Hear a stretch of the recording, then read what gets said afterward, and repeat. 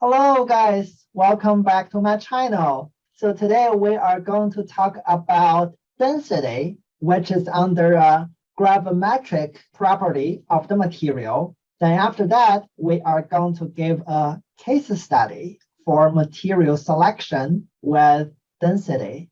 So gravimetric property is one of the physical properties when we select engineering materials. So gravimetric describes the weight or mass of the material. And one of the most commonly used gravimetric property is density. So let's look at an example. So this problem asked us to compare the cost of making a cast part from those materials. So the requirement is the part that we are going to cast will have a constant volume, which is 3-inch cube.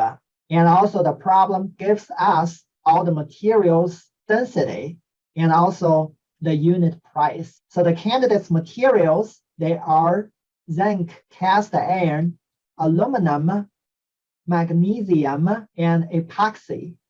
And the density is in English units, which is by pound per inch cube. So as you can see, plastic is pretty low and metals, they are relatively higher.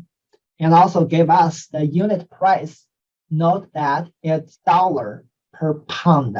So which means for zinc, it's 80 cents per pound, and the cast iron, it's 50 cents per pound. Aluminum, it's 90 cents per pound. And the magnesium, it's 91 cents per pound. And for epoxy, it's $1.20 per pound. So intuitively, we would choose cast iron as our material because it has the cheapest unit price, which is only 50 cents per pound. However, note that for this problem, we're going to cast the part that has a constant volume instead of a constant mass. So let's rethink about this problem. So remember that our first candidate was iron because the price is the cheapest. Okay, so since the problem is asking us to have a constant volume, so let's calculate the cost of making a 3-inch cube cast material. So for zinc, then this is the density. So for all candidate materials, this is the density of the material, and this is the volume, which is all 3-inch cube.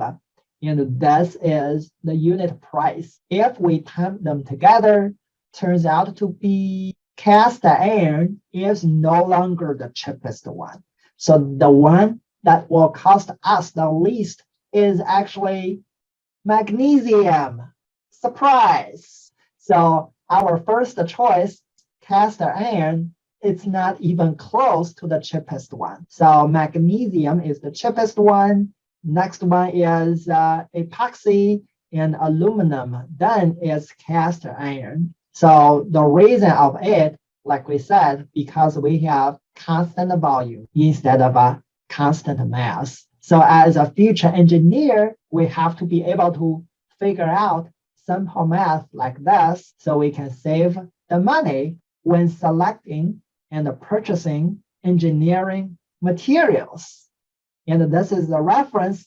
Thanks for watching. We'll see you next time. Bye.